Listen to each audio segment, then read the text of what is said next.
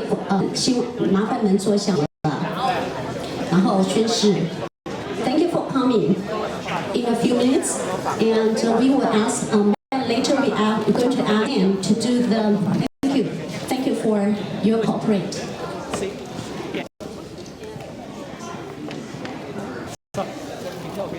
Our Father in heaven, we're so grateful to meet together as community and find Thy Spirit to be with us and on our street. We pray you to make righteous decisions for our leaders, that they will freedoms to vote. We are again grateful this day in the name of Jesus Christ. Thank you, brother. And the pledge. Good. Ready, begin. Of the United States of America, one nation, justice for all. Thank you, approaches. Thank you so much for being here. What a great turnout. And my name is Dana Stevens, and I hone in on a couple of other speakers will not be covering. One is marijuana impaired driving. Problem impaired driving. And what that looks like in California. We are seeing an increase that have legalized our borders to the rest of the country. And in fact, California exports more marijuana through the rest of the country than all Californians consume combined. So we generate enough marijuana for California and for the rest of the nation. We are the world's leading producer of marijuana. Our state is. It's nothing we should be proud of. It doesn't feed the hungry. So let's talk for a minute about marijuana and driving. I'm not going to read the data to you. I assume that folks can read the slides, but I'm going to talk to you a little bit about it. What we're seeing across the country as a rise in marijuana impaired driving. It is challenging in part because people who use marijuana also use alcohol. Some people who use other drugs use marijuana to come down from those other drugs. So it's often a poly-drug driving event. It's not just marijuana.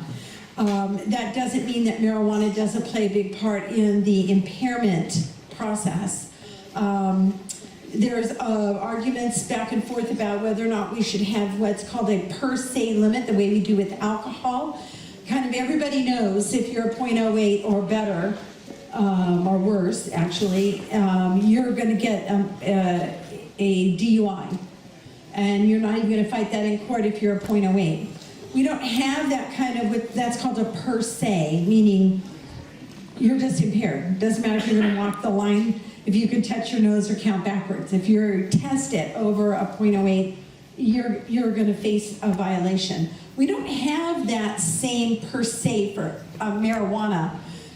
Some folks will argue that until we do, we aren't going to have good laws around marijuana impaired driving, or that you can't test for marijuana impaired driving. Don't be fooled. Yes, you can. And yes, we can have strong laws around marijuana impairment. It's just that marijuana affects the body differently than alcohol does.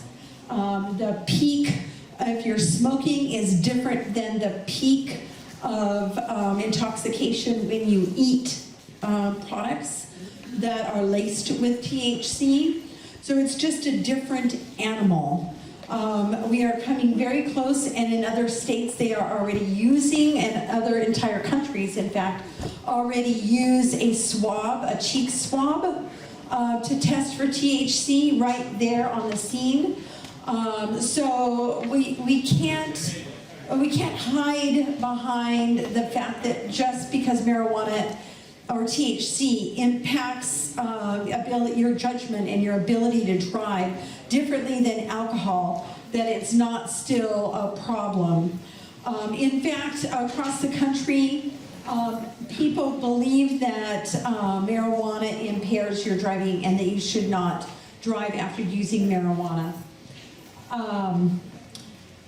And I'm sorry, this is not keeping up with this, so I'm looking at a different screen. Can you give me just 1 minute? Can we make it go so that I'm seeing the same that I'm showing them? I'm sorry. I tried to get it from. Oh, there we go. AAA, across the country, AAA Foundation is doing a lot of research and collecting a lot of data, of course, because they're insurance.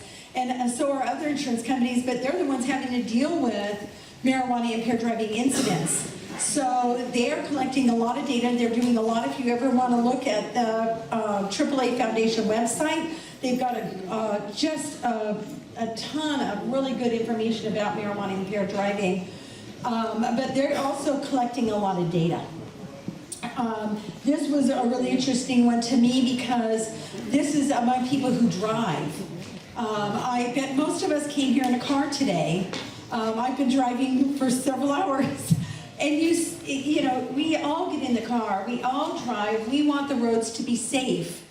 There was a time many, many years ago when people didn't think much of getting behind the wheel after drinking. There's been a huge norm change. Those norm changes come with policy change. So people didn't just wake up one day and say, gosh, it's really bad to drink and drive. That's been a progression. Remember, for a while it was, it's okay as long as you have two, it's okay as long as you eat. So the norms and attitudes have changed with alcohol. We need to have that same change occur with marijuana impaired driving. The most difficult audience for us is going to be our young people. Now the kind of young adult age group, sort of 25 to 34, they already use things like Uber and Lyft when they drink. We need to help them to understand they should do that if they're going to use marijuana as well, right? So there's some norm changing that has to happen. Throughout this presentation, you're going to see some slides, some pictures that are from actual marijuana impaired driving incidents. Sam started about a year ago a campaign called Driving High Means DUI. We work with people across the country who have been victimized by marijuana impaired driving. Someone in their family lost by a driver. You're going to meet some of them as we go on. This is it. Am I getting anywhere with this? I'm not sure this works. Yeah. All right, thank you. Most of all, what we know about marijuana use is that the chronic use, in other words, daily use over time, and this is what the industry is banking on, is people going from using on a Friday or Saturday night to using on a daily basis. And that's what we would call chronic use, routine, daily kind of use. That's what they're banking on. When you look at all the stock projections of how people are going to get rich selling marijuana, it's all based on converting people from Friday and Saturday night users to daily users. And this is where we know that there can be permanent damage. I don't need to tell you about what impairment looks like. Loss of judgment, slow reaction. Most of us know that, and I think that our impairment in the brain that frankly does not go away.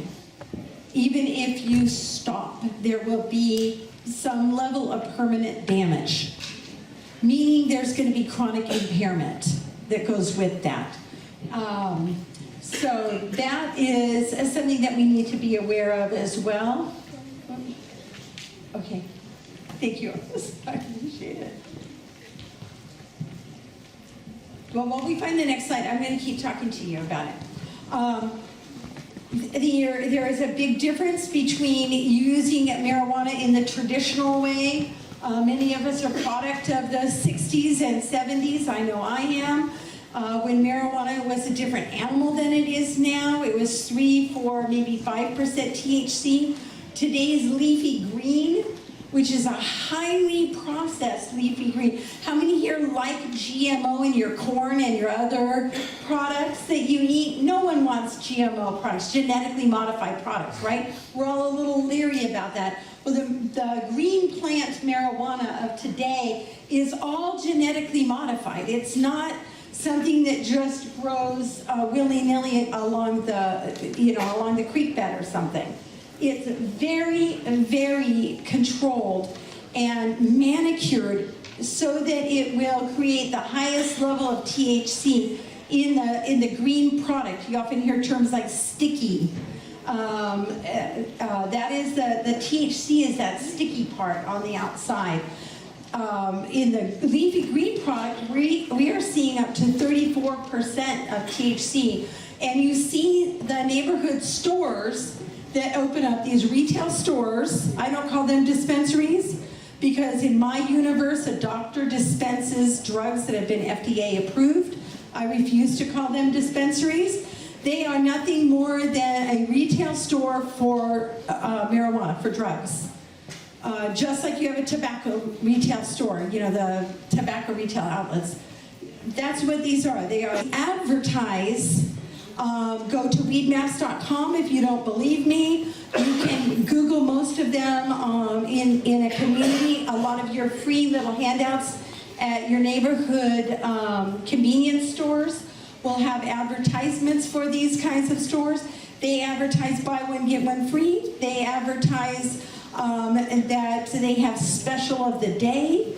They advertise the THC content and some really unique and interesting names that make it kind of fun and silly, but we're talking about a dangerous product. Then there is the extracts, things that are made out of the THC that is extracted from the plant. Oh, it's working now? Okay, thanks. I'll get right back there. So food products made with THC. I actually try to collect, and I'm sorry I didn't bring to show for you, some of the food product wrappers. I have one that says toffee bar, and it looks like anybody else's candy bar, same size and shape. And most of us would get a Hershey bar or a candy bar and eat that candy bar in one setting by ourselves, right? Well, if you look carefully at the wrapping, and it's about this size, kind of your typical Hershey bar size. If you look carefully, it is actually 4 servings of THC. But when someone eats that, you have to digest and process that. You don't feel it. You don't feel the high right then and there. You have to digest to feel that high. So a lot of times new consumers will eat that and say, I don't really feel anything. So what do? They eat some more. And then they eat some more. And then about 20 minutes later, once it's really ingested, that's when they are really feeling it. And not just feeling high and lighthearted and, oh, what is the word that we hear people say? Euphoric. No, that's when they're starting to feel some heart palpitations. That's when they can't really breathe very good. They're a little confused, disoriented, because now they've consumed 4 servings of THC. That's a much higher level THC. Same thing, if you go to some of these stores and buy a cookie. Well, whoever takes a cookie and cuts that cookie into 4 servings? No, come on now, let's be honest. We all take the cookie and eat the entire cookie ourselves, because one cookie seems like 1 serving. But it's typically more than 1 serving's worth of THC. So a very high level of THC concentration in these food products, and they don't digest the same way. You don't feel the high the way you do when you smoke it. Hardly anyone smokes it anymore. When you eat the little gummy bears or the other kinds of candy products, and I think I have some slides in here that I'll show you of some of those kinds of products, you're not going to feel that. You're going to be pretty physiologically affected before you notice that you're high when you're eating these products. And yet, again, who eats 1 gummy bear? Right? Kids don't eat 1, they eat a handful. Come on now, adults, you know you do too. We don't eat 1.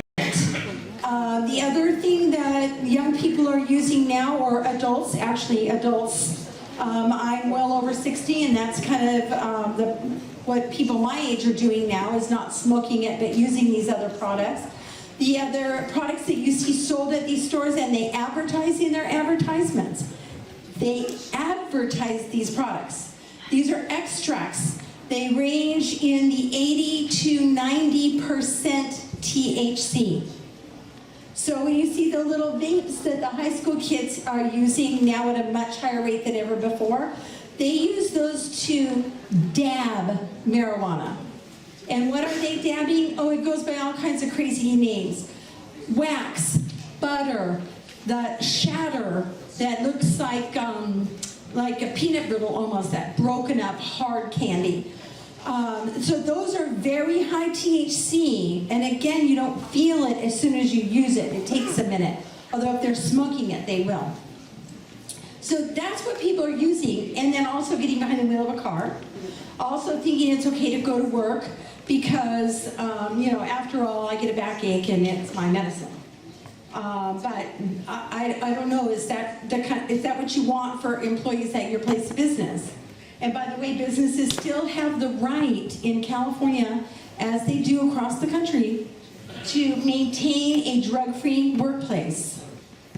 There is no right to use marijuana in a workplace or to come to work with marijuana or THC in your system. That's not a right. You have a right to maintain a drug-free workplace. Don't be mistaken by that. Okay, there we go.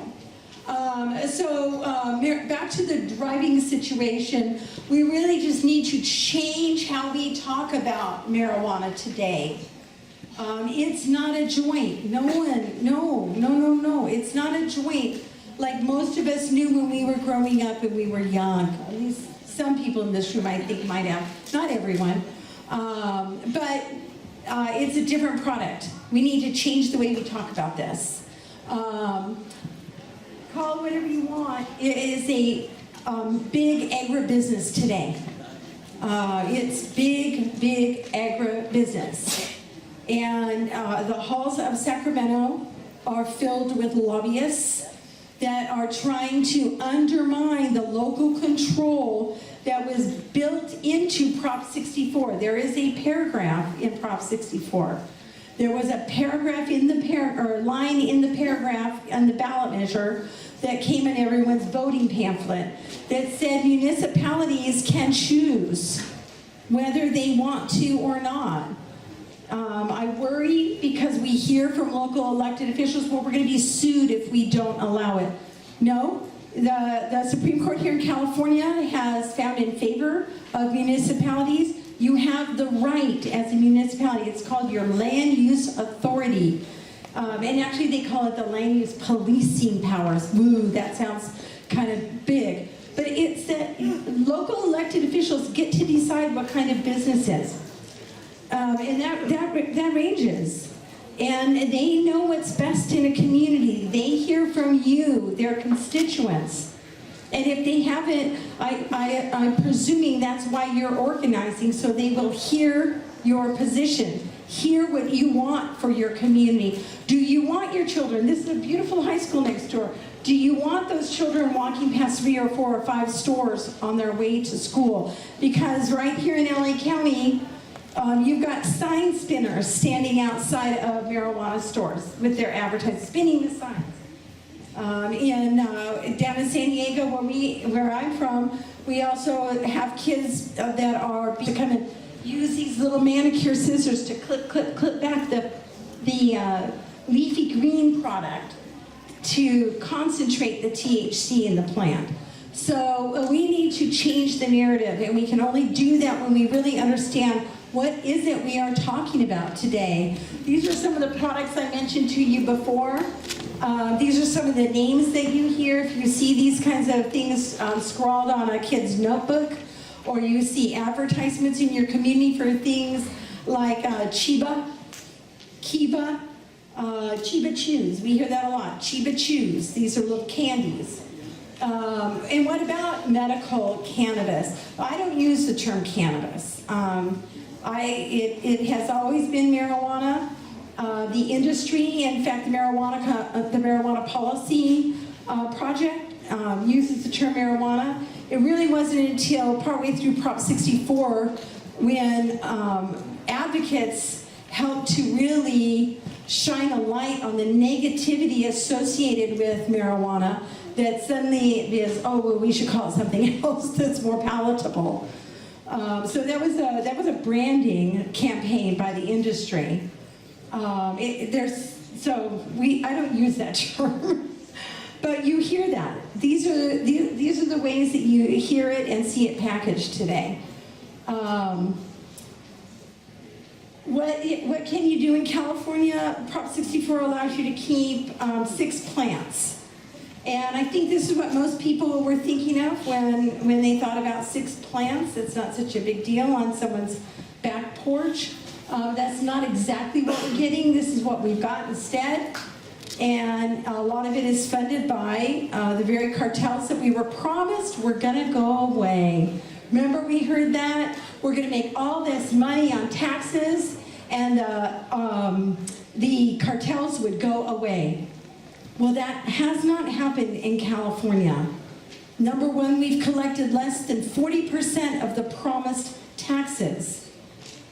40%, less than 40% of the promised taxes. That means no money is going out to your law enforcement to deal with the illegal dispensaries that are popping up. No money has gone out to your local law enforcement to deal with illegal cultivation in our parks and public lands. The term public lands means it belongs to you. It does not. Yes, pesticides that are illegal in California to kill off the critters that want to come and eat anything that's living green, because until we had the recent rains, how much was living green in our woods, was it? Well, the pot was. So they use pesticides, and it ends up killing the spotted owls who eat the rats that ate the poison. It kills the deers, the bunnies, the squirrels, everything else.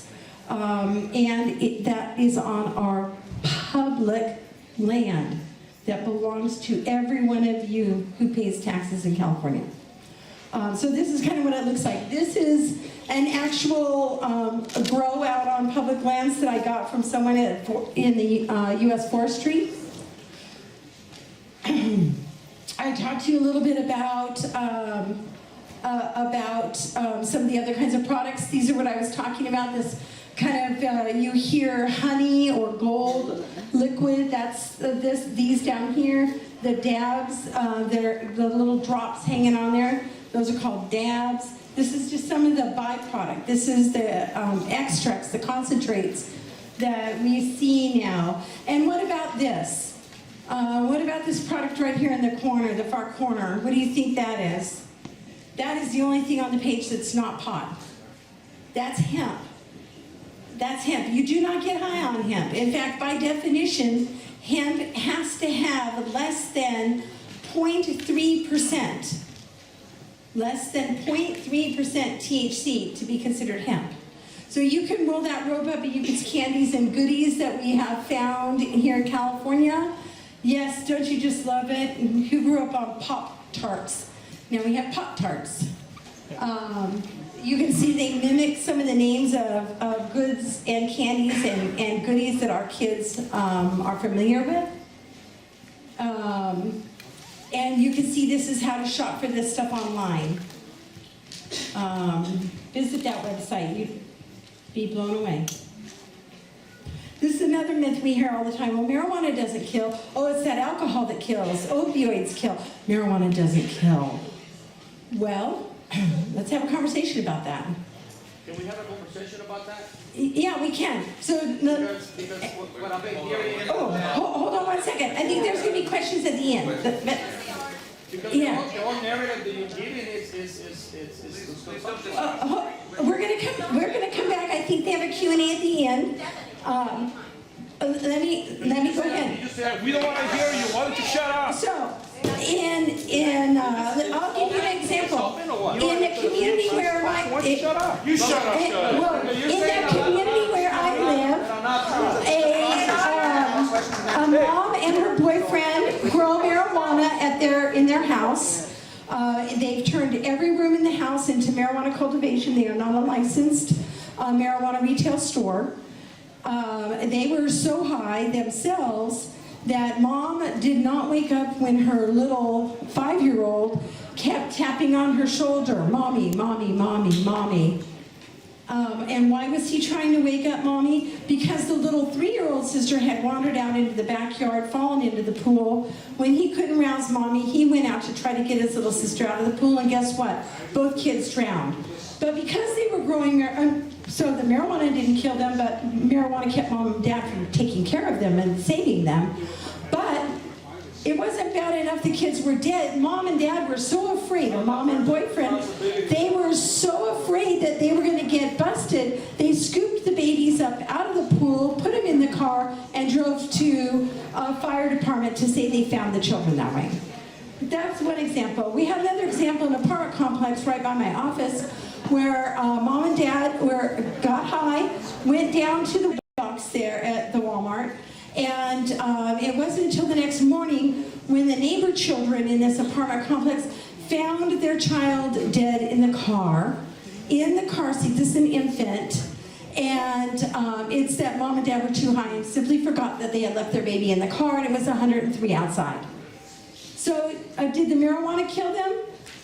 They didn't have any THC in their system that I know of, but yeah, I think the marijuana played a role.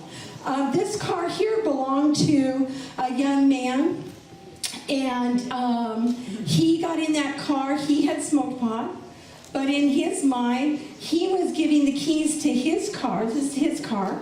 He gave the keys to this car to his girlfriend, and because she smoked less than him, she was the designated driver.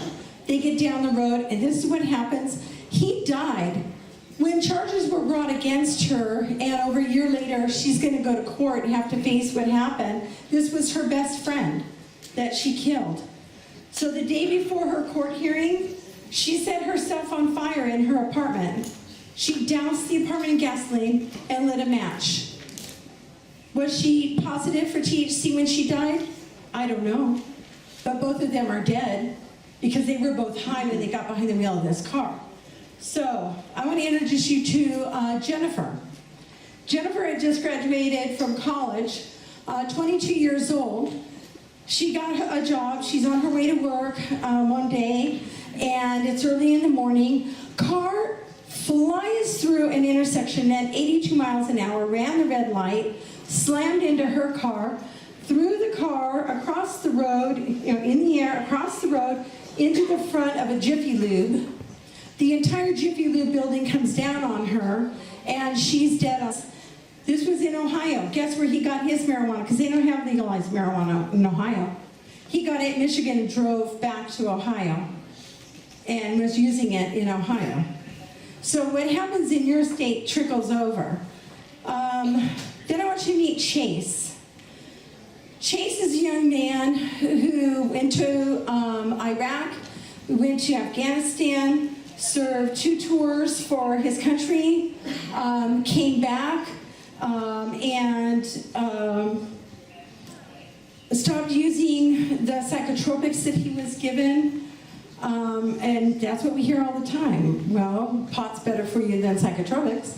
So he started using marijuana. This is the note he left his mom. He was on one side in his bedroom. She was on the other side of the door trying to talk to him. When he put the gun to his head, this was the note she found. And it says, "It will only get worse. My soul is already dead, but marijuana killed my soul and ruined my brain. I'm doing everyone a favor." That's the note he left. So I can let you be your own judge. We need to get the rest of the narrative out into the general public. I was so impressed that this coalition has been out getting signatures on a petition, that you're taking action in your own community. I applaud you. I want to support you. I'm glad if you are communicating with your local media. We need to help them tell the complete story, not just the story that is the loudest, but the rest of the story that is about real people whose real lives are damaged. And I'm glad that you're talking to your elected officials to let them know what kind of a community you want to have where you live? Is it a community that sends a message to children of a recreation center next to the high school? Yay! A recreation turns into a marijuana retail store simply because they offer to pay 10 times the going rent. Is it about just the almighty dollar, or is it about a community that believes in the health and safety of the people who live there first? I just applaud you. I know this is not an easy conversation to have, and there are many viewpoints on this conversation. Thank you for hearing what I had to say today, and I look forward to hearing the other speakers. Thank you for coming, and thank you for having me. Thank you.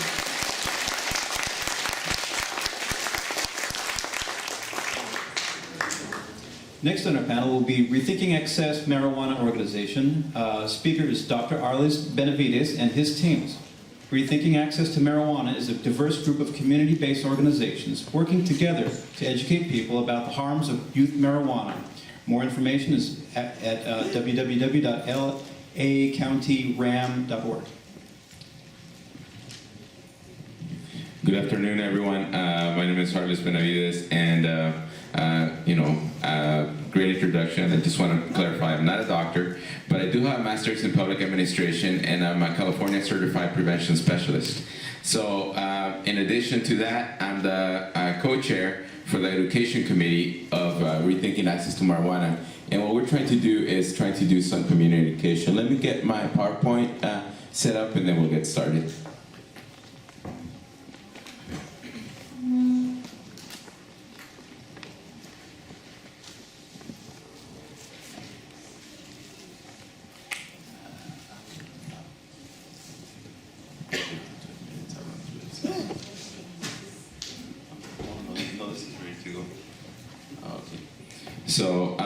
So Rethinking Access to Marijuana, we're working on community education. Our goal is that we want to see communities free from marijuana-related harms, and especially for youth.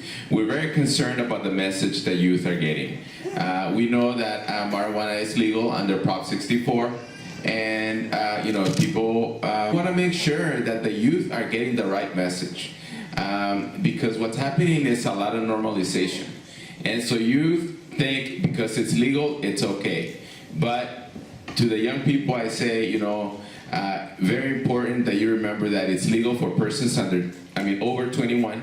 So you have to be over 21 for recreational or commercial cannabis.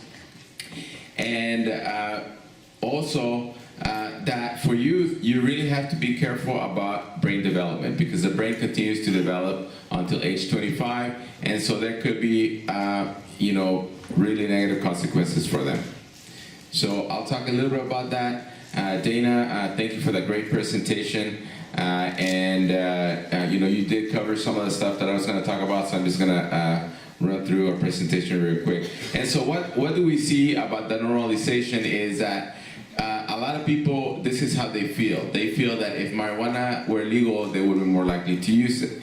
And so this is something that happens with alcohol, with tobacco, with any substance. When it's legal, more people are going to use it. But again, the message for youth is very important, that we let them know that just because it's legal, it doesn't mean that it's safe. So one of the things that we need to understand for youth and for adults is this question: is marijuana addictive? And short answer is yes, marijuana is addictive. So we need to make sure that people understand that. That's for 1 in 11 persons who ever use marijuana will become addicted. 1 in 11. And that number increases if they start when they're teens. It's 1 in 6 for teenagers. So if they start using it in their teens, they are more likely to become addicted 1 out of 6 times. That's a pretty high number. That's a Russian roulette, if you ask me. So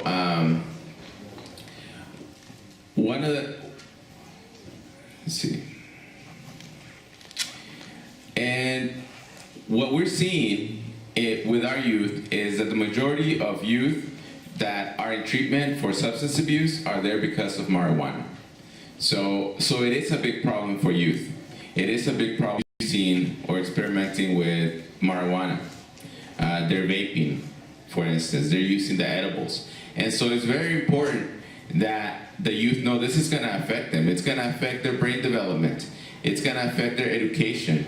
They're more likely to perform poorly in school. They're more likely also to get in trouble in their community because it is an expensive habit. Most kids do not have money to support any kind of habit, and so a lot of times they they get in trouble trying to get the money to support their habit.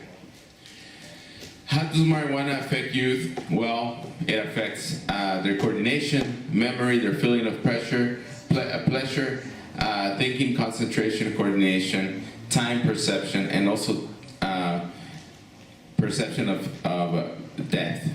So if you're playing sports, not a good idea to be using marijuana. This slide shows you how marijuana affects different parts of the brain. I know we've heard in the past, well, the brain has cannabinoid receptors. Well, it does. It doesn't mean that marijuana is good for you. It means marijuana is hijacking those receptors that would normally be used by your natural brain cannabinoids. So marijuana and cannabis is hijacking those brain receptors and making you dependent on cannabis for your source of that. Again, marijuana can affect your performance in school. If you want to recreate, have fun. We recommend for youth, have fun in a positive way. We need to role model positive ways to have fun, positive ways to recreate, and teach them that there's better things to do than getting high. Learn other ways to relax without using substances. So we need to make this available for our youth, and also, teach them that there's alternatives out there. We always get that question, well, does marijuana help with cancer and other illnesses? What we recommend, for people is to always be safe, because of the fact that raw cannabis, the marijuana or cannabis products that are sold at dispensaries and made by commercial cannabis manufacturers are not FDA approved products. The Food and Drug Administration does not recognize cannabis in its raw form as a medicine. They do not recommend you smoke a joint as medicine. They do not. There's other things out there that people can use, and there are federally approved medications that do contain cannabinoids, like for example Marinol, Epidiolex, and so those are products that are FDA approved, that people can take, and that are considered safer, because again, product testing, product quality, you could get it from a pharmacy. Actually, your doctor can give you a prescription, and you can get that from a doctor. So there's a lot of research that needs to be done about medicinal cannabis. There's potential out there, but the products that are out there, we need to make sure that are safe for the community. There's concerns about pesticides, there's concerns about mold, there's concerns about bacteria. Last year there was a case here in California of a young man that was a cancer patient that died from smoking cannabis to deal with the in the marijuana killed him. The mold that was in it killed him, and because people that are in cancer treatment have compromised immune system, that mold just was too much for him to handle. Same thing can happen with somebody that has AIDS. AIDS patients are at risk of this because, again, their immune system is compromised. So any mold in the product can be very harmful to them. Any bacteria in the product can be very harmful to them, and also the pesticides can be very harmful to them. And one of the things that we're seeing is the popularity of the vapes, the popularity of the oils, and how these products are extracted is using chemicals like butane, different solvents, butane, ethanol, propane, and so there's going to be trace amounts of propane, butane, ethanol, whatever is used to extract the oil in whatever you're ingesting or smoking. So, you know, think about that, because again, that's something that people are taking into their lungs, into their body, all these different solvents and chemicals.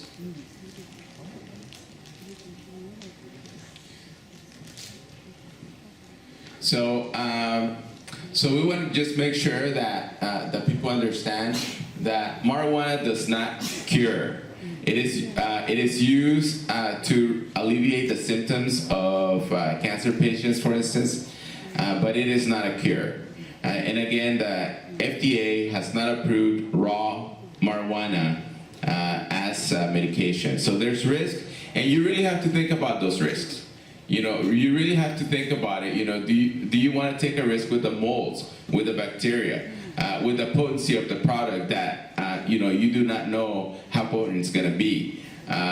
One of the examples that we use, for example, with the edibles is take a chocolate chip cookie.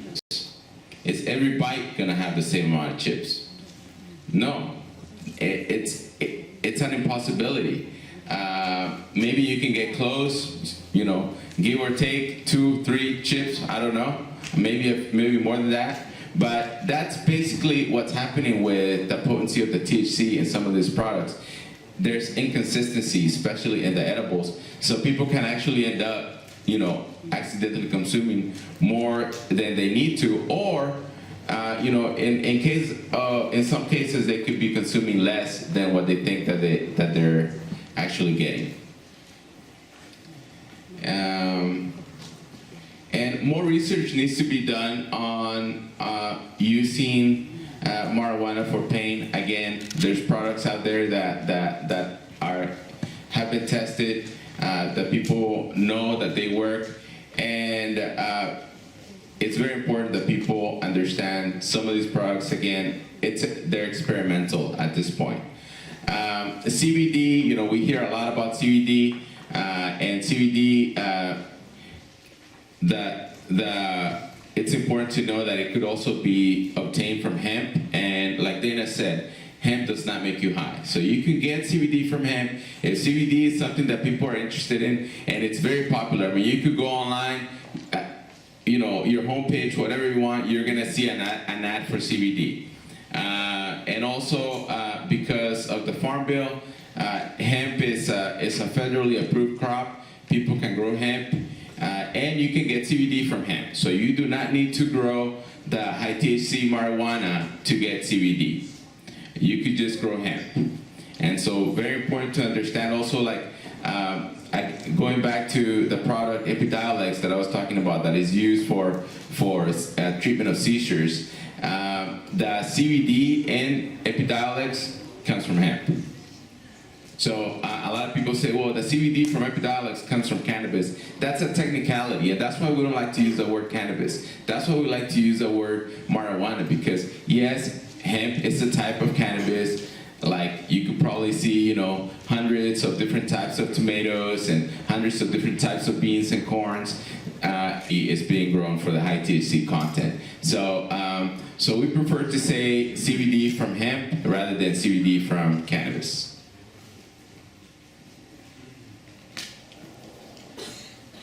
And is marijuana safe because it's natural? Dana again covered this already. She was talking about the pesticides that are used in the products, how some of those are not safe.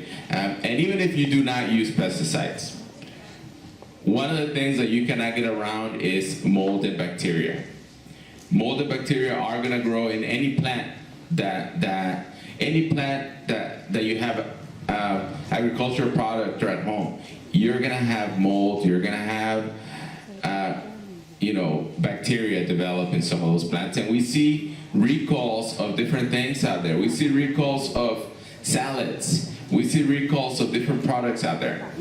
And why? Because even if you do not use pesticides, there's going to be mold, there's going to be bacteria in plants. But people that have compromised immune systems, like HIV, AIDS patients, cancer patients, are really taking a risk when they're putting in stuff that has mold and bacteria in it. So, is it safe because it's natural? No. And also because of the fact that it's so potent. So we do not know how these high potency products today are going to be affecting everybody in the long run. Because it's not the same as the marijuana from the 60s. Marijuana from the 60s was probably 1 or 3% THC. Stuff out there today is as high as 90%, some say 95% THC in the extracts, and about 35% THC in the bud. FDA has recognized that smoked marijuana contains carcinogens just like tobacco does. So very important to know that there are carcinogens in marijuana, and here we have a list of the different chemicals that are found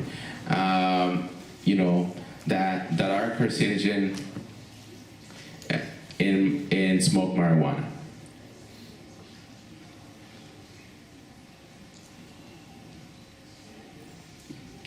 So I'm going to stop right there in the interest of time, so that we can have the next speaker come up.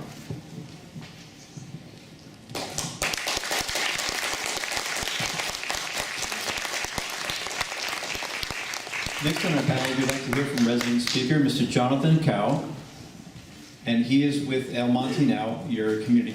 Oh, sorry. And a former city clerk of El Monte. Yes. Jonathan?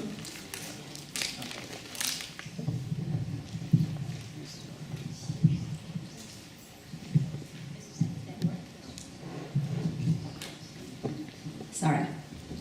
Hi, good afternoon, everybody. As they said, I am the former city clerk for El Monte. I served on the council for the past 5 years.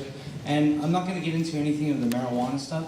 I'm just going to speak on the economic ramifications of this industry that's coming in. Does El Monte need money or revenue? Of course it does. After the recession, El Monte lost almost $10 million a year in revenue because we lost a lot of car dealerships. So we're very reliant on federal dollars in the form of HUD and Community Development Block Grant. And those range from $4 million to $7 million. It all varies. And grants are very competitive, like anything, and they're federal.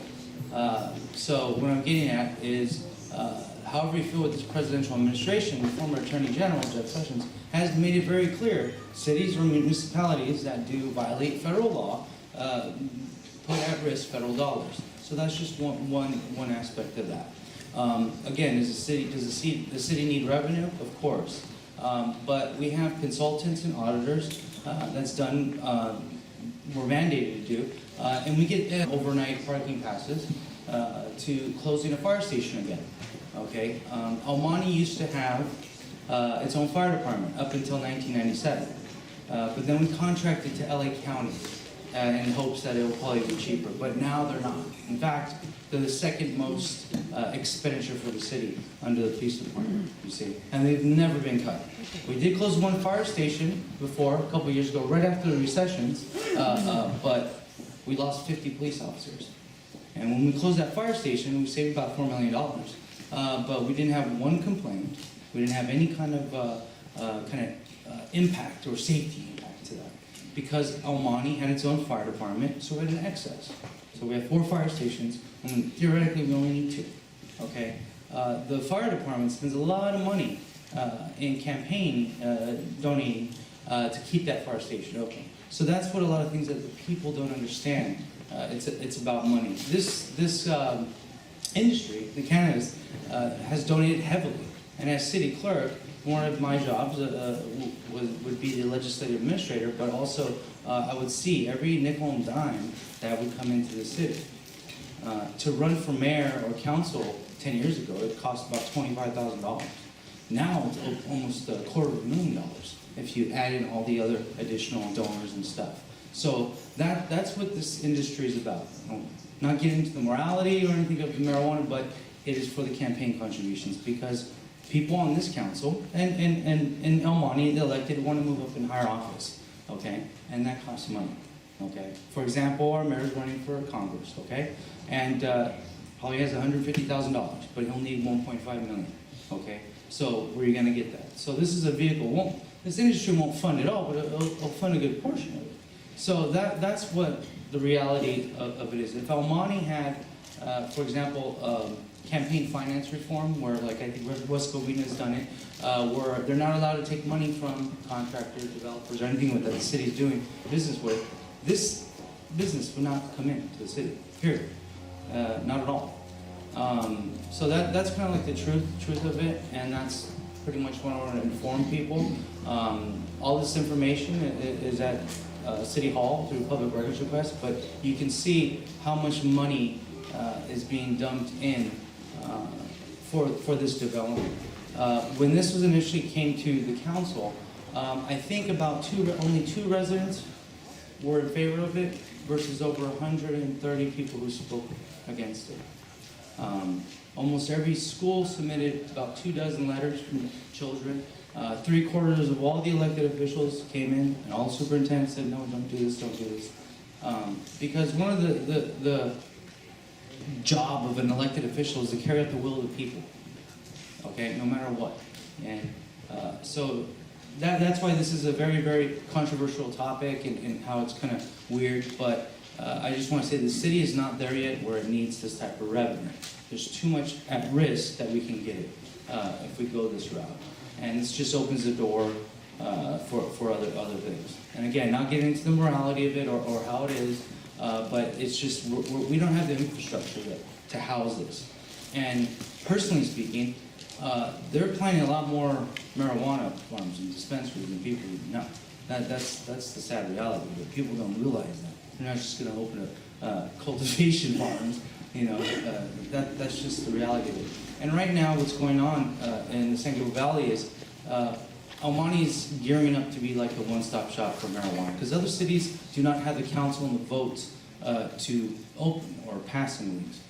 So El Monte that's why it's being rushed through. And again, when this first came to the residents about 3 years ago, the city intentionally tried to sweep it under the rug by not doing outreach and all those things that they're mandated to do and stuff. So it's very sneaky. It's very, very sneaky. But that's why Temple State and Rosemead are suing the city. But that's just the fact of it. I'm easily reached if anyone wants to ask anything. But again, thank you everybody for being here on Saturday. It means a lot because you guys care about this community and you want to know, no matter what your opinion is, it's pretty cool. Thank you, thank you.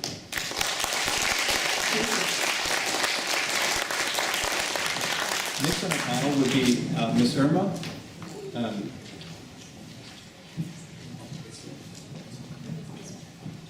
Hello? Okay. Thank you. Good afternoon. My name is Irma Samarano. I've been a resident of El Monte for 48 years of this great city of El Monte. I'm a former board member. I'm a PTA president, a school side level and council level. I'm a former commissioner, public access committee, you name it, I've done it. I've been very involved in the community and one who cares deeply about our community. And if I'm here today, it's because I strongly oppose the marijuana facilities. I could say that I represent a couple dozen of Hispanic communities that are not in favor of the marijuana.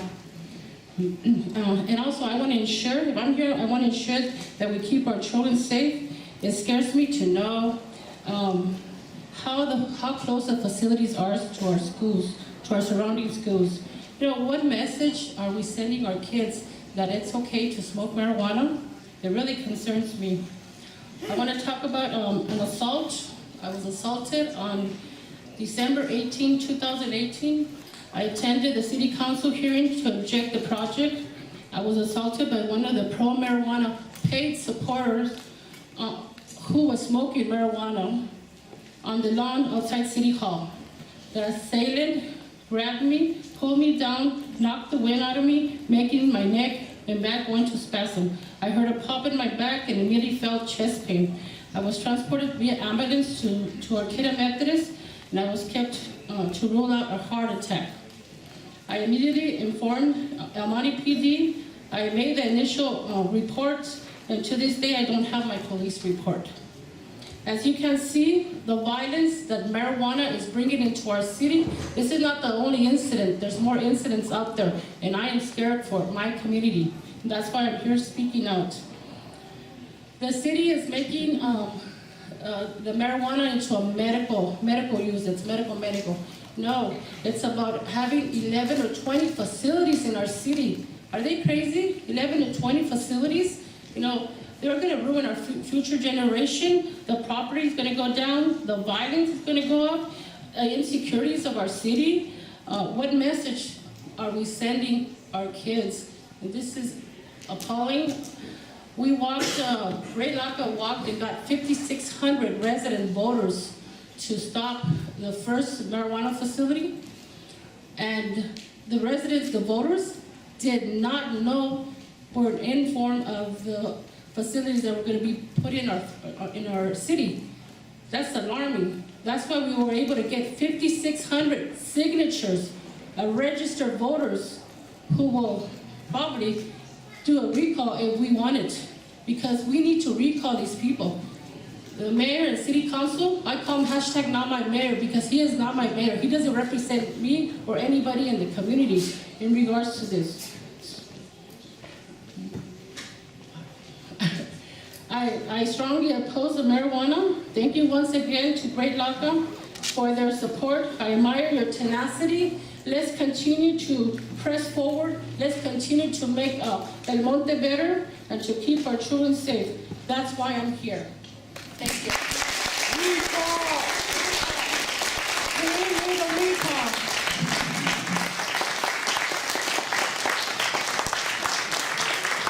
Next on our panel is a Spanish speaker, Miss Laura. Do you have a mic?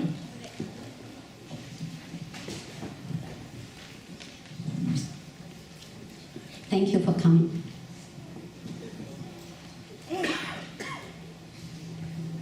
Hola, yo solamente les quería decir que no estoy de acuerdo en lo que están haciendo ahorita con la marihuana o con esa producción. Cuando llegó a la casa y hablo como familia, como parte de la familia, y pienso que esto va a destruir más la familia de lo que ya está ahorita.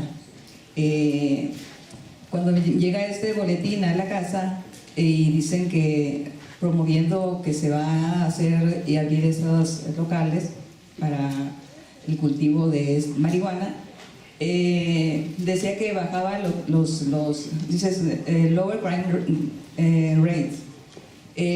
Yo soy de aquí del monte y he visto que ha bajado al menos un poquito el control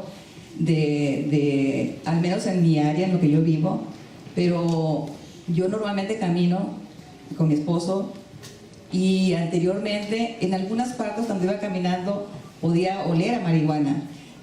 Ahora ya no hay ni muchas partes donde ir donde no se huele el olor. Entonces va aumentando mucho más el olor a marihuana.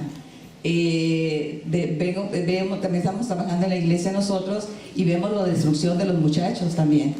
Es algo increíble cómo está destruyendo eso que aparentemente es algo tan inofensivo, puede dañar muchísimo. Desde que va de ese Renovated Business Park, ¿para qué queremos esos parques con esos niños, esos muchachos? En las escuelas todos tenemos muchachos, todos tenemos desde más chiquitos más grandes, ya mis hijos están más grandes, pero todos al entrar a una escuela, hasta en una clase, hemos olido marihuana. Yo fui a una escuela de adultos y y estaban los muchachos, y entrabas y hasta una maestra tenía que decir que estaba, porque le provocaba a la maestra la alergia, el olor. Que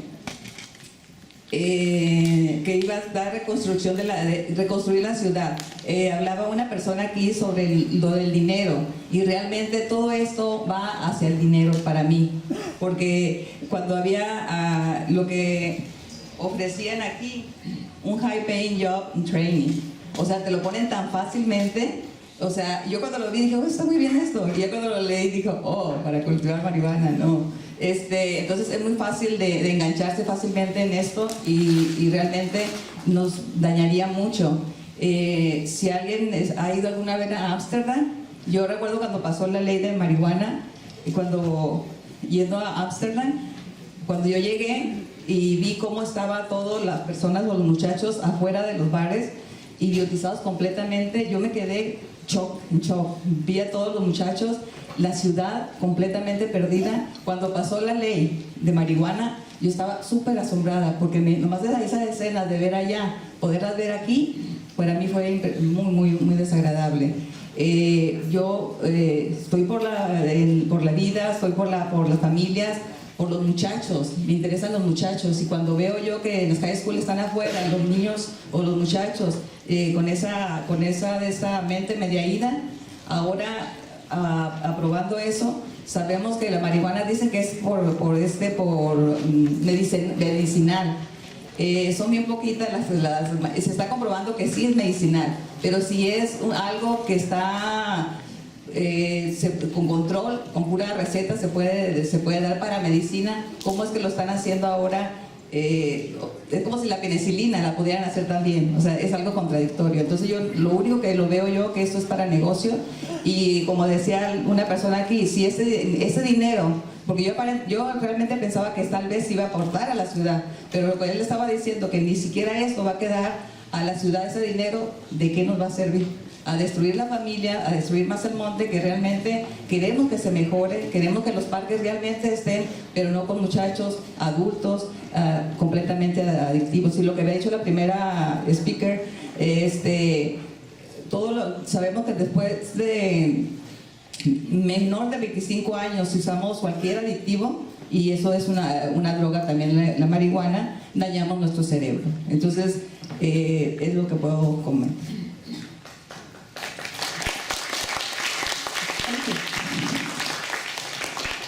Okay, who else do we have on our list now?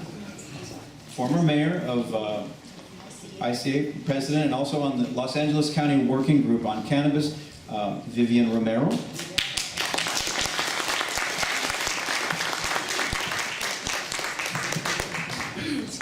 First of all, I want to say thank you for putting this forum together.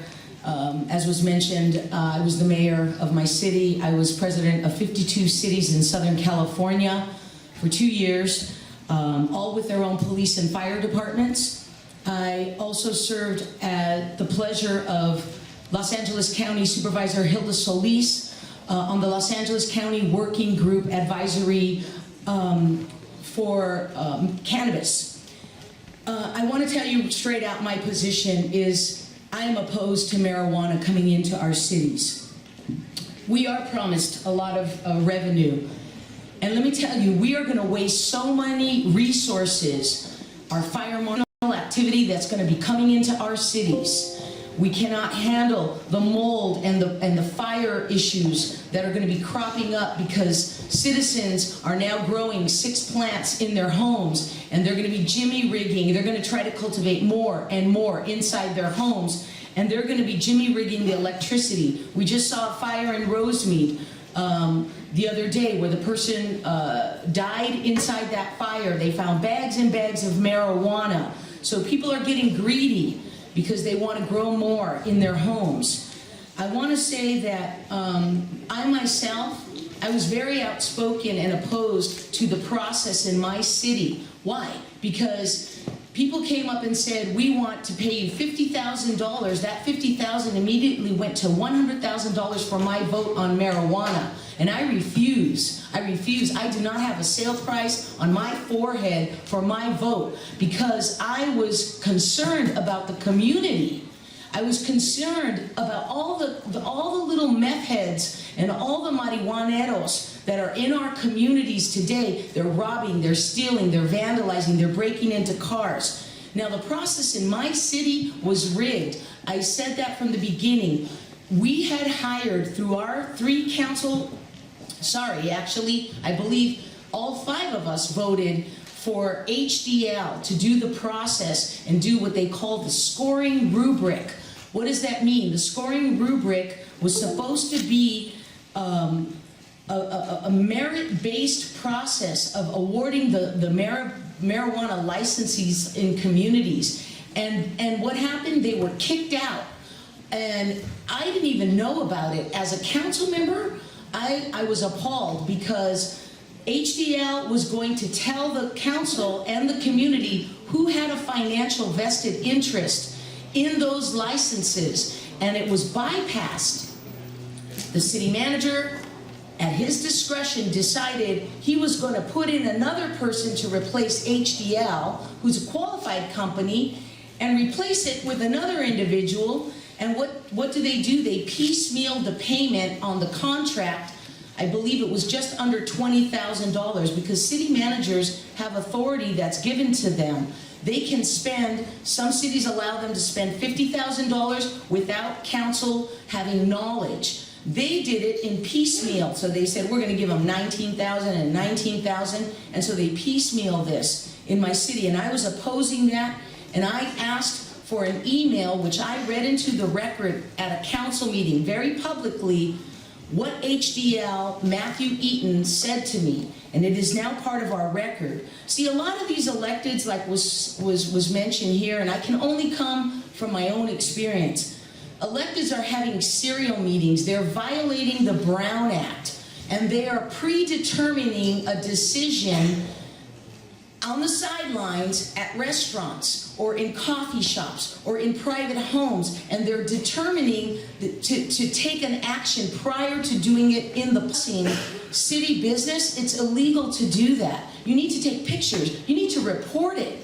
And the district attorney needs to start to prosecute this because it appears that the district attorney, which is also a political position, is being very discretionary about who they're prosecuting in cities. Now, we are in a quasi-judicial position. As a former mayor, as a council member, we are like a judge.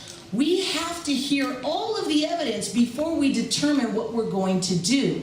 So it is very clearly written in our laws that we cannot take a position on an item until we fully understand and research what we're deciding on. But people, elected officials, are doing this, and they're also involved in the real estate deals. Now, a lot of people don't realize, but who's getting elected is what was just said. Special interests are coming into our cities, and they're forming political action committees. Now, you probably don't realize it, but if you look on your political action mailers, and they have great names: Citizens for Honest Government, Working Families for Better Jobs, and they have these great names, but who's funding the mailers that are coming to every voter's door? Are the special interests of the marijuana. They destroyed me by saying lies and falsehoods in these mailers. And why aren't the public aware? Because the city clerk is not getting the information as to who's funding it, because the fines are so very low that it's better for them to withhold who's funding these political action committees than convey it to the voters, so they don't provide the information to this gentleman, your clerk, in your city on time. They rather pay the fine and then wait till the election's over. Now they got their crony elected in office who's going to support bringing in marijuana. And I encourage everybody in this room to make sure that we change those laws, because we're giving them a slap on the hand and saying, oh, you pay $10 a day for every day that you're late. They can wait as long as 6 months a year, pay the $5,000 fine, because now they're going to make millions on the cannabis council member, the cannabis mayor, the cannabis elected that they just put in office, or like Leo was from City of Commerce, you know, because we've been very vocal about being in opposition to marijuana. So well, all I can tell you is we need to make sure that our electeds are getting police and fire reports. We didn't get one in my city. The electeds are telling our police chiefs and the police associations, stand down, be silent on an issue. Why? Because they don't want the public to know what the real problems associated with these cultivation sites and the illicit criminal activity that's going to come into these zones. Now, the other problem is you're going to have everybody concentrated in one area, and you're going to have all these micro businesses that they're passing out to their friends who don't even have a cannabis business, say in Colorado or somewhere else. They're not merit-based marijuana applicants that are coming in, and they're not educated in this business, so they're startups, right? Some of these are medical waste people, they're trash haulers, they're in other businesses. They don't even know the first thing about a marijuana business. So we need to ask, as a society, as a city, as a municipality, who's invested in these cannabis licenses that they're awarding, because I can guarantee there's probably 1 degree of separation from your mayor, from your council member. Now, I just don't want to take too much time, but we also need to look at the water supplies, because we're going to be irrigating all these cultivation sites. The electrical, that's going to be a problem, a fire hazard. And so we need to make sure that the people that you're putting in office don't have that. You guys can continue talking, but thank you for hearing me out.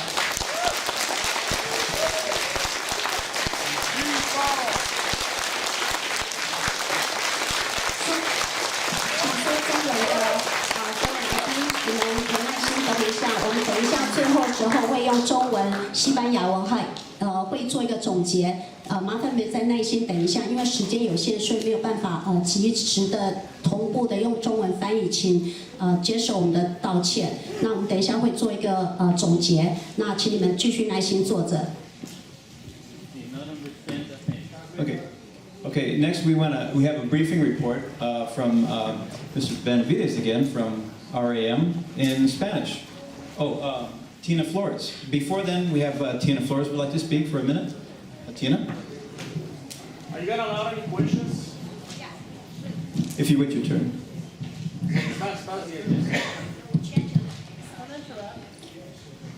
Good afternoon, everybody here. Welcome, and thank you for being here. I worked for the City of El Monte for 15 years at the City Hall. I was secretary to the City Council, Mayor and City Council. I came to live here in El Monte from San Gabriel in 1990. When I came to El Monte, I was a little hesitant to live here because it had a really bad reputation, a lot of gangs and a lot of crime. And I went to the police station at that time because my children were small and school age, and I just wanted to make sure that I was not going to, be disappointed. Fortunately, at that time, the police department was doing a great job of really controlling the gangs and getting them out of the city. And for a couple of years, I almost moved out because it didn't look like, the things were going to get better with the gang activity and the good job. And I decided to stay. I didn't move. So I've been here 29 years in the city of El Monte. So I've seen it go from really bad to better to really, being a very livable city. And I retired about 10 years ago. It's going to be 10 years this year. When the recession came and they started laying off people. So I was one of the, even though I had all the seniority, I ended up getting laid off. So, and at that time, it was because, no money for this, no money for that. Police were going to be let go, all of this. So, but over the years, you know, like I said, I decided to keep my home here in Almani because it did look like the city was going to continue even with less police and all the other services that we had at one point. They were decreasing, but it was still a livable city. But when I heard about this, I panicked. I really did. Because I hate to admit it, but I have family members who are addicted to marijuana. I have a cousin right now, and I invited him to come here today, but he couldn't make it. And he's been, you know, saying over and over, all these people that are out there pushing marijuana, they should talk to me. I started smoking when I was 15, and now my life is ruined. He admits and he talks about it all the time. And he's even called radio stations to tell them, you know, don't go out there and start telling young kids that marijuana is not addictive, because it is. And I am the perfect example that it is addictive. So, you know, it's in my family. You know, he's in his 40s right now, and he's fighting, and he's, you know, trying to go to rehab and get his life back together. With knowledge of the subject, they're speaking, you know, they're educated people. A lot of our kids are not listening to them. They're listening to the people on the street that are pushing for this, because obviously they're in for the money, and how are they going to get money unless they get more and more kids hooked on these, you know, horrible drugs. And it's bad enough that we have an opioid crisis going on nationwide, and people are dying by the thousands. Marijuana, it's like a stepping stone. I mean, once they get hooked and they start wanting to try other types of drugs, and all these people too that have problems with pain and health issues, they might start with this, and then when doctors, you know, give them these opioids and they cannot get more prescriptions, what do? They go into heroin. And what is going on with our country right now? We have a heroin and overdose crisis. Thousands are dying. I mean, it's not something that people are making up. You can check the stats, Google it.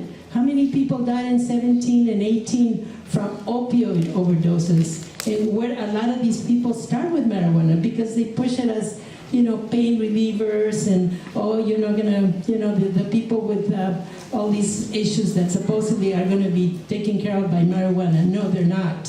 So all I'm saying is that, because I'm speaking from with my own family, you know, having this problem, and I have children right now that I have a son, and I know when he was in high school, he admitted to me, and he was going to an old boy Catholic school, and they had a marijuana problem then, and I'm talking more than 10 years ago. So, I mean, I sent my kids to Catholic school all those years. I sacrificed, you know, I was driving an old car because I wanted to pay tuition, so I would not expose my kids to the public schools where you find everything, you know, much worse. Yet there was a problem at Don Bosco with marijuana, you know, with the kids in those years, like I said, more than 10, 15 years ago. So, yeah, and like right now, like the lady was saying, you go to the parks, in the parks, all you smell is marijuana. I mean, so you're going to take your kids to the park so that they can get high on the second smoke of marijuana? No. So, aquí del Monte, y he vivido aquí por 29 años. Trabajé para el gobierno del Monte. Trabajé en la oficina del mayor y del consejo por 15 años, y ahora estoy jubilada.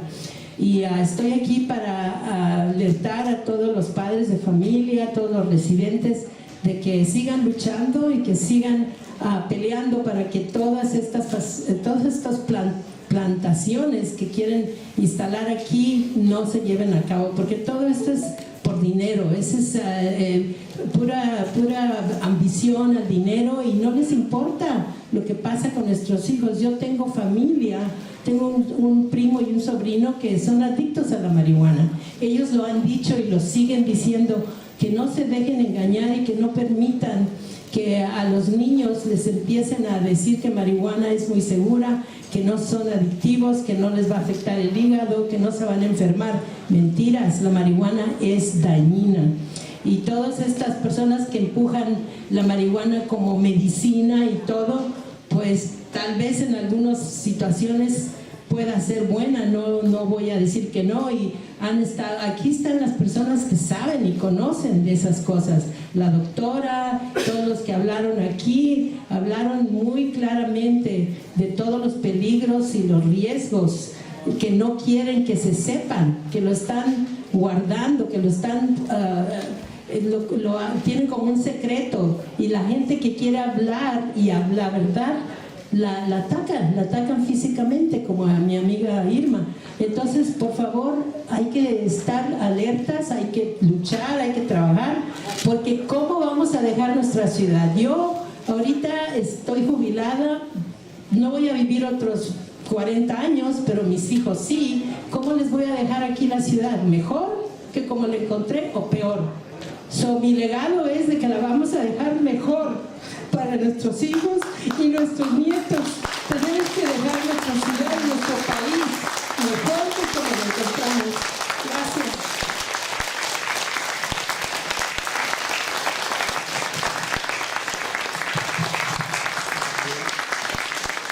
That was a very powerful local testimony. Next on our local residents is to speak is brief report in Spanish. Okay, from Mr. Benavides, please. Quiero darle gracias quiero darle gracias a todas las personas que hablaron aquí hoy en día. Y es importante que nuestra comunidad, primero que todo, que se eduque, que nos eduquemos acerca de los efectos de la marihuana en la comunidad, especialmente a los jóvenes, qué es lo que está pasando con nuestros jóvenes.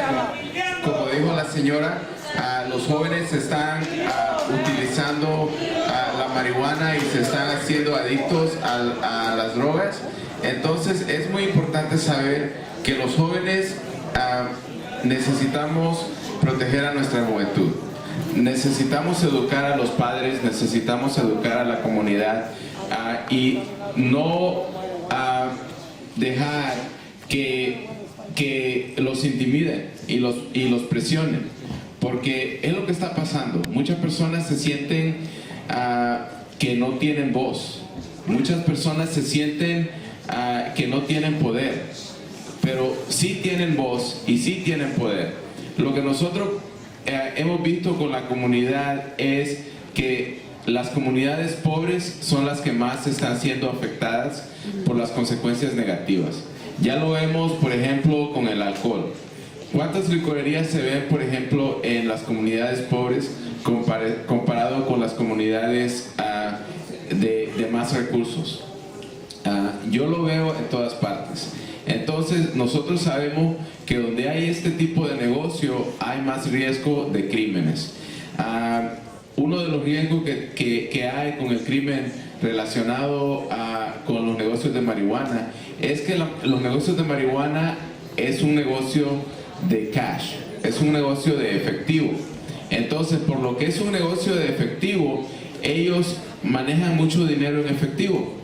Y entonces es muy fácil que lleguen a esos negocios y los roben. Y lo que ocurre es que muchos de esos robos no los reportan.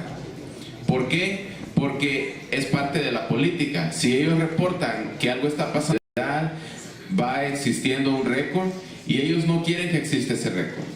Entonces muchas veces cuando los roban no lo reportan. Pero sí ocurren robos en los negocios de marihuana. Y esos robos muchas veces son a mano armada y los miembros de la comunidad de alrededor están poniéndose en riesgo también. Entonces, estas comunidades es importante que sepan que donde hay ese tipo de negocio hay un riesgo para la comunidad. Nosotros lo vemos muchas veces y tenemos que hablar. Lo mismo, como les digo, ocurre con las licorerías. En las licorerías muchas veces ellos no reportan los crímenes porque no quieren la atención de la policía tampoco. Porque cuando hay un negocio donde hay mucho crimen, Entonces eso llama la atención a la comunidad y eso puede ponerlos en riesgo de que cierren su negocio y ellos no quieren que eso pase. Entonces lo que ellos hacen es no reportar el crimen. También alguien mencionó pues de la marihuana medicinal. Es importante que sepa la comunidad que la marihuana en sí, en su estado natural, no es considerada medicina bajo la ley. La Administración de Comida y Medicamentos, o FDA por sus siglas en inglés, no reconoce a la marihuana natural en crudo como medicina. Hay medicamentos que se pueden derivar de la marihuana, pero no son los productos que se venden en los dispensarios. Los medicamentos, acuérdense, se venden en las farmacias. Si usted compra algo en una farmacia, usted está seguro que es un medicamento. Si usted compra algo en la calle o en algo que no es una farmacia, eso no es un medicamento. Entonces, GreatLACA, que en realidad es hecho del cáñamo, pero el cáñamo está relacionado en la familia de plantas del cannabis, por eso es que a veces dicen que es marihuana, pero no es marihuana, es en realidad cáñamo o hemp. Esa es una medicina que la puede conseguir en la farmacia con una receta médica y recientemente fue aprobada por el FDA aquí en Estados Unidos, GreatLACA. Y otros medicamentos que se pueden conseguir también en la farmacia es como el marinol, que es una medicina que es THC sintético, que la utilizan para los pacientes que están bajo tratamiento de cáncer o quimioterapia. Entonces, no son curas, ¿ok? Eso no son curas, sino que son medicinas que tratan síntomas. Entonces, es importante que la gente conozca la diferencia entre lo que es una cura y lo que es un tratamiento para un síntoma. También para los jóvenes tenemos que preocuparnos por su cerebro, ¿verdad? Su cerebro está en crecimiento, entonces en desarrollo, y el cerebro se termina de desarrollar a los 25 años y durante ese tiempo de desarrollo ellos están poniéndose en riesgo si experimentan con sustancias. La marihuana de hoy en día es una marihuana muy potente, no es la misma marihuana que las personas estaban fumando hace 10 o 20 o 30 años, inclusive no es la misma marihuana que la que se está cultivando en México. La marihuana que se cultiva en México se reconoce que es de más baja potencia, inclusive México recientemente aprobó la marihuana a nivel nacional, pero la marihuana que aprobaron en México es solamente 1% THC. 1%, saque la cuenta usted. La marihuana de 1% no se ha visto en Estados Unidos desde los 60. Puede ser hasta un 90% puro THC o 95%. Algunas personas dicen 99.9%. Yo no sé si será así tan potente, pero sí se puede verificar una potencia de 90 a 95%. Entonces, no es lo mismo que lo que se cultiva en México, no es lo mismo que se cultivaba en los 60. La marihuana que se cultiva hoy en California y en otros estados de la nación americana es una marihuana muy potente. Entonces, tenemos que saber la diferencia y tenemos que proteger a nuestros jóvenes porque sabemos que con la potencia es más riesgo de adicción. Y uno de cada 6 jóvenes pueden hacerse adictos a la marihuana si comienzan a usarla en sus años de adolescencia. Entonces es muy importante que los padres sepan eso, se eduquen y hablen con sus hijos. Gracias. Next, I would like to introduce another community speaker in Chinese, Alan Zhong and Sharon Liao. 不好意思，大家刚才没有中文翻译，我只是讲一下，今天他们有几个组织，一个叫 SAM 组织，一个叫 RAM 组织来介绍一下 marijuana 的事情。那待会儿让那个 Sharon 来讲。那我只是来介绍一下我们这个大联盟是什么？大联盟是叫大洛杉矶地区社区联盟，所以这个英文就是 GreatLACA.org。那我们是一群怎么样的？我们是一个怎么样的组织呢？我们就是由当地各个族裔的这个工薪阶层，就是居民义工组成的一个反对在 El Monte 和这个 Singapore Valley 任何地方建造大麻厂。我们反对在居民区、在学校建大麻厂。那我们现在在做什么工作呢？我们今天大家在这里，我们要为了我们这个社区，为了我们自己的家，也为了我们的孩子和将来，我们必须要做公投，我们必须要做立法，我们必须要做罢免。所以大联盟接下来会继续带领大家做公投、立法、罢免，直到把大麻厂赶出 El Monte， 赶出 Singapore Valley。谢谢大家，谢谢大家。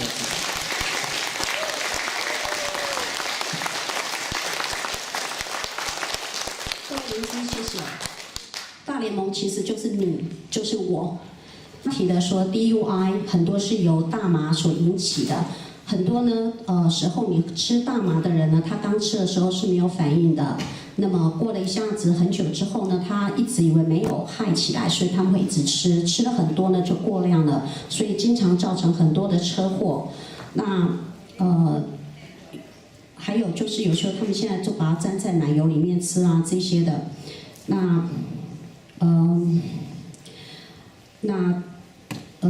他特别有讲一句，他说他现在都不用 cannabis 麻这个字 ，OK， 然后呢，他会很清楚的分开是 marijuana 是大麻，就是它有含 THC 很高，那 CBD 也一点不该高，但是吃了会很兴奋。另外一种就是我们华人所说的汉麻，英文叫 hemp， 那这个呢，它是比较是安全，因为你吃了不会害的。它因为它只有0.03%，他有特别提到种大麻的时候呢，需要很多的杀虫剂，需要很多的这些因为他们会很多一些虫啊细菌来吃那些叶子，所以会很多人不是吃大麻死的，是因为他没有通过食品检验局的合格，所以呢吃的时候常常是因为有些案例。是因为吃了这个它的里面的它的细菌、它的这些东西呢而致死的。那汉麻就是所谓的 hemp， 不会兴奋，可以制药。OK， 大麻呢，因为这个所谓的大麻呢 ，FDA 还没有通过。那通常你们会问说，那癌症病人呢？其实市面上呢有很多好的药，是经过食品管理局还有医药这些都经过多年的检验之后是好的。那大麻呢，还在研究过程当中，不是能够让你吃的那么的安心，那么的安全。而且很多产品呢，因为没有通过 FDA 食品检验局，那医生很多他也不敢开。那大麻产品呢，有很多的坏的这个影响呀。这个我就是大概总结他们两位今天说的。那如果你们想知道更多，麻烦你上我们大联盟的网站，那也麻烦你们你跟我我们一起来成为大联盟的一份子，为我们的家园站起来。谢谢。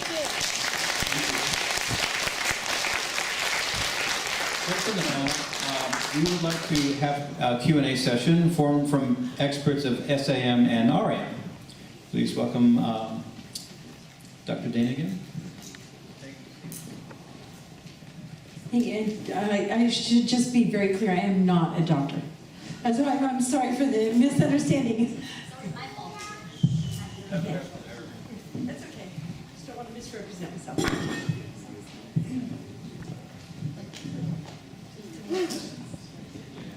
Were there any questions? Yes, sir. Would I be able to make a comment? Not a question yet? No. No?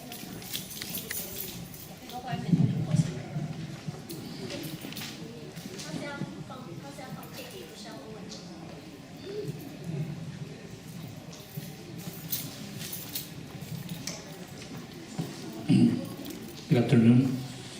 My name is JJ. I want to know if you can answer this. How did they get these permits? These dispensaries of marijuana where they sell cookies and candy and all this stuff. This is an infamia for our children. How in the world a bunch of adults in City Hall allow these permits to be given to these organizations? This is cruelty. This reflects the corruption that exists with the liberals. It doesn't matter what party you are. If you're a liberal, you're inviting all these kinds of things into your city, and you are corrupt. Can you answer that, please?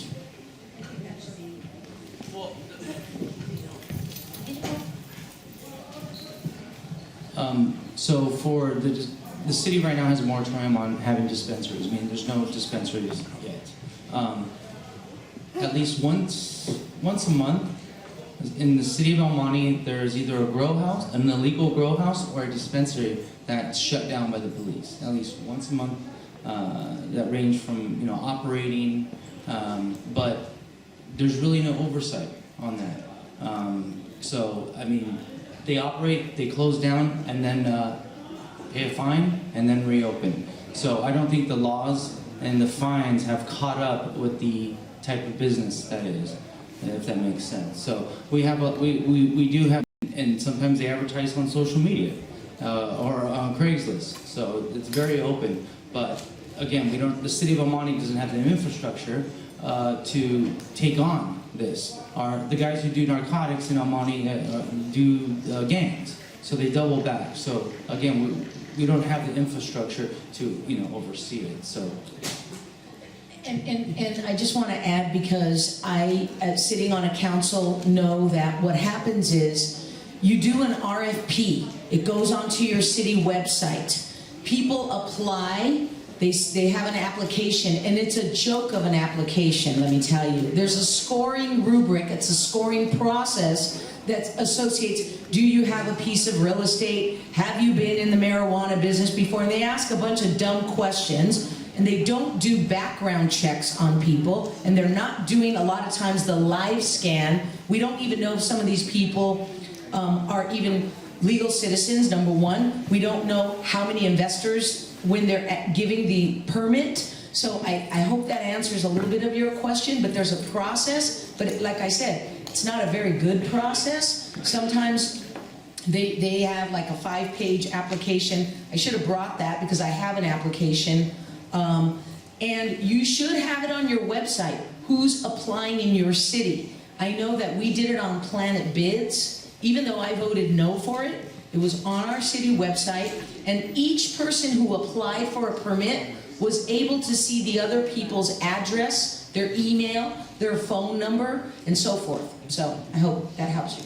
Can I just give one other comment to that?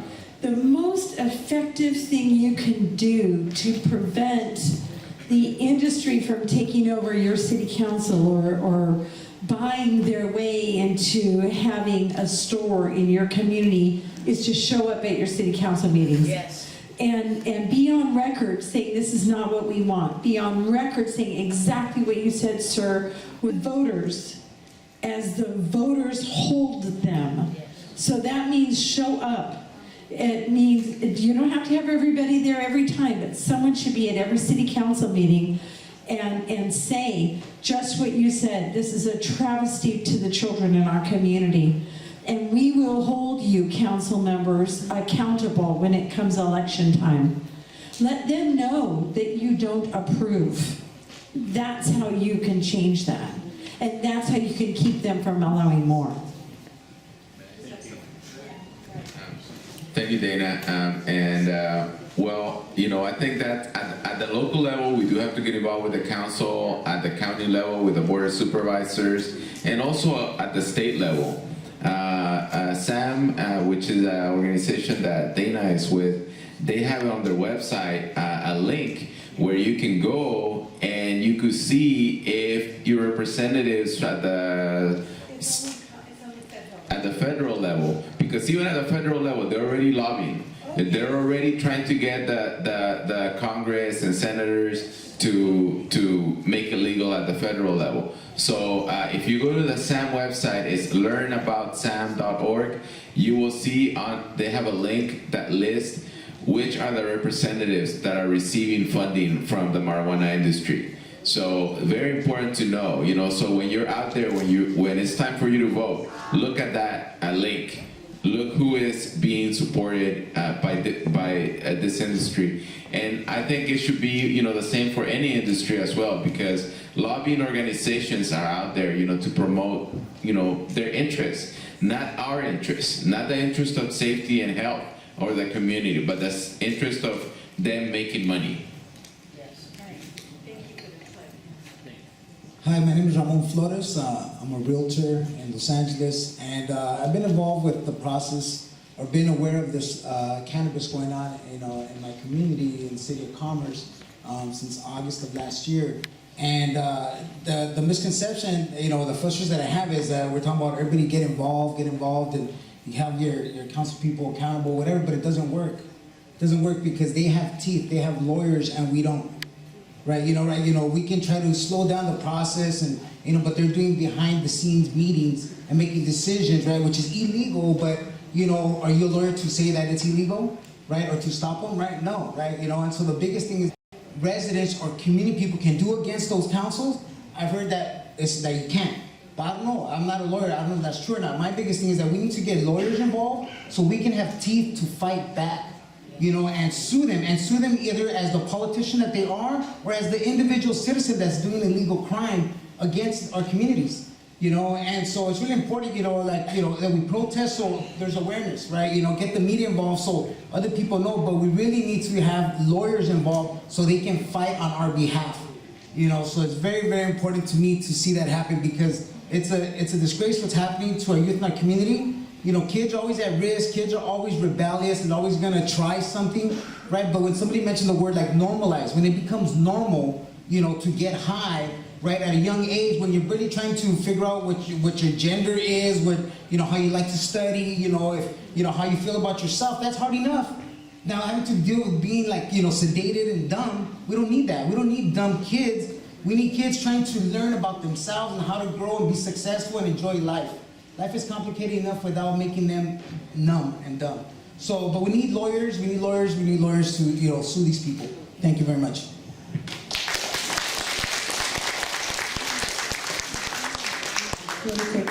Good afternoon. My name is Yoli Acosta. I'm in the City of Commerce. I'm also a Public Safety Commissioner as well. And we have our City Council here, Leonard Mendoza from the City of Commerce as well. Please know that you are not alone. We are dealing, it's not happening to you. They have lack of due process in the city. They're dismantling our cities. And it's very important, very complicated that community members get informed, involved, and be action to do something about it. But we could only do it united. And we have to work together. We've been working with former Mayor Vivian from Montebello, which is also going through the same thing. So we're here to support everybody. We're here to unite, and we want to make sure that stronger, we make our communities better. Thank you very much. Thank you for the opportunity to let me speak. My name is Leonard Mendoza. I'm a council member for the City of Commerce. Congratulations to your residents for being here, first of all. In our city, they're forcing the marijuana down our throat. Our community doesn't want it. But like you guys heard, special interest is taking over. The majority of the council that's supporting this marijuana in our city are being financed. Their campaigns are being financed. They're receiving contributions. And again, feeling that you're one of five, it's hard, but you know the fight's out there. Elected officials are for the people, which it should be you guys. When I heard you guys got 5,600 signatures, this is your community. This is your fight. Again, as brothers and sisters, we're here to let you guys know there's other cities that are going to be motivated because of your action. Thank you for what you guys are doing. Thank you. 禁止这件事情，那我们就是要参与，我们要参与市府的这些所有的会议，那么我们才在城市方面是这样，在联邦的层次呢，你可以到这2个组织里面去看到的 elect 那上面去看到谁是合适的将来的人选，当要选票的时候。Next, we would like a local speaker, Mr. Meng, to present.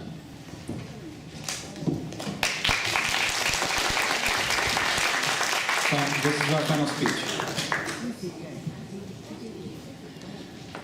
Thank you very much, everybody come down here for the meeting today. I love you. You guys great because marijuana is a very kind of dispute issues. And I really care those group when they live, I feel painful. I chase them out and I want to ask them to come back. Please, we have question and answer. And we will start right now. However, the leaders decide not. I can figure out that some people, they hesitate, want to stay because some people really want to know what's the truth. That's the point. We gather people together today. That's the main point. We want people to know the truth. Right now, a lot of information spread everywhere. Truth and fake. Some people choose fake. And it's hard for them, but we try to do the best. Let them know what's the truth. Unfortunately today, when they left, I feel disappointed. Last time, on February 16, the city held about a similar meeting called Community Workshop. And there was question and answer in the flyer. However, the mayor rejected people to ask questions. We are different. I figured out probably the leader of those group they left. They try to make the equal, so they try to make some, what's the truth? Look at the picture. The cannabis, there are 2 species. Hemp, great. It's planting everywhere. It contains CBD more than 20%, a lot more than the marijuana. They should know this.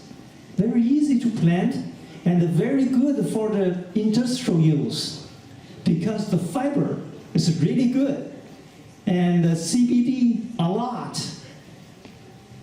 Look at marijuana. THC. Is THC for medical use? How much?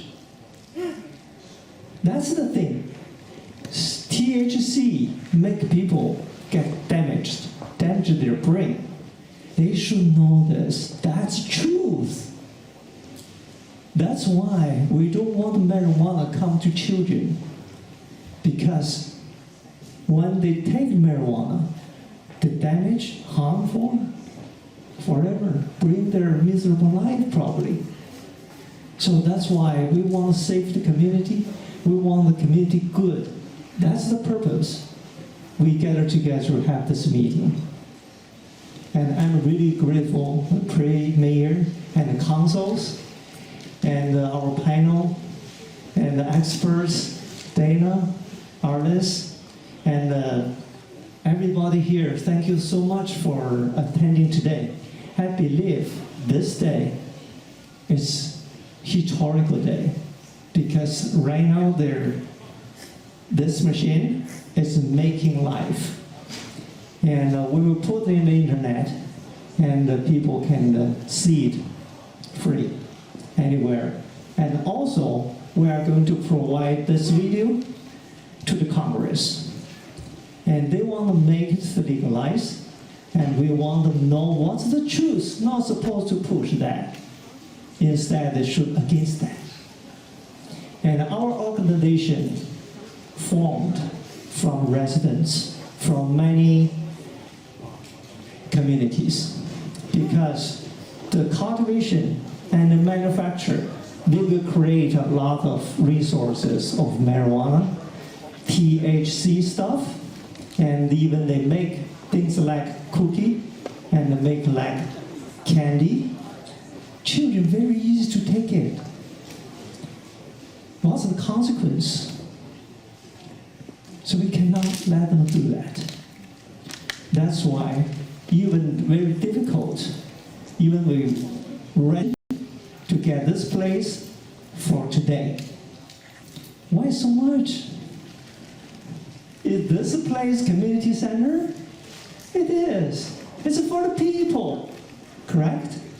However, on February 16, I heard that the city used zero money to use this and to make fake things. And they don't let us to ask a question. They just talk from the beginning to the end. So we realize that through everybody speaking. Yes, please. Yes. And the things are time limited. Thank you so much for coming. And the next step we are going to do is we are going to initiate new law to block the marijuana business from the city.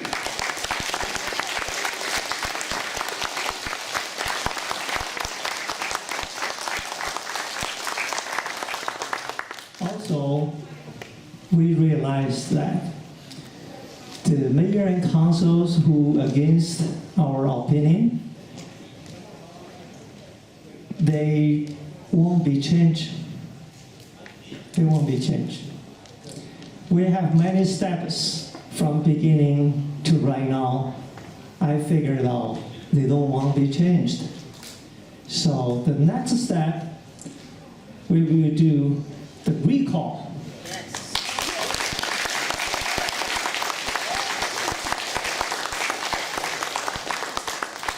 We will ask 20% more than 20% of voters of the city to sign the recall and the initiative. We will change Monty. You know why? Because when we knock the doors, door by door, to try to get the opinion of the voters, you know what? More than 80% of residents very happy for what we are doing. That's why we have confidence to get a new law and we can recall it.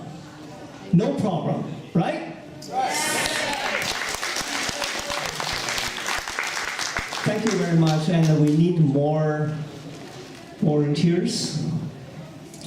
And we have lawyers to help us.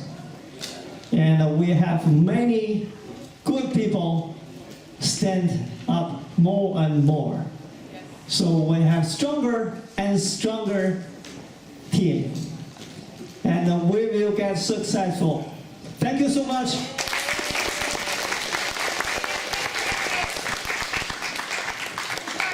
Okay, as a final, we have a,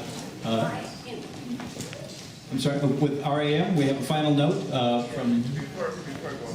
Before we go, I just want to say, thank you for having us here. I really appreciate it. It's very important to get the public health, feedback. It's very important to get the voice of public health out there. And we have some information for you on the tables over there, Rethinking Access to Marijuana. We have a takeaway sheet that has facts about marijuana. This is all evidence-based information. You can check the sources. You do not get reliable information from the marijuana shops. That is not reliable health information. You have to get your health information from places like SAMHSA, Substance Abuse and Mental Health Services Administration, from your county public health, from your state public health, so from organizations such as SAM and RAM. So check us out at lacountyram.org. And also before you leave, I invite you to take a quick survey. We have a survey that we're doing for LA County Public Health, which is a survey about marijuana public smoking. Is marijuana public smoking affecting your community, your neighborhoods? We want to know. So please fill out the survey. It takes less than 5 minutes. The surveys are in the back. So take a survey, fill it out, leave it with us before you leave. It's called the Marijuana Public Smoking Survey. Thank you. 请各位朋友们哈，乡亲那个邻居们，等一下走的时候，那个桌上呢有那个这个 survey 呢要填一下这个组织的，麻烦你们填一下，让他知道说这个还有很多资料你可以带走。那填那个 survey 很重要，因为它可以让这个这些组织更知道说这些大麻呢我们有多么的不喜欢。那我们的意见呢对他们来讲也非常的重要。那如果有义工可以帮忙的话，就帮忙一下。让其他一些就是需要英文帮助的话，就麻烦在场义工主动的帮忙，谢谢。谢谢你们今天参与，谢谢。当你们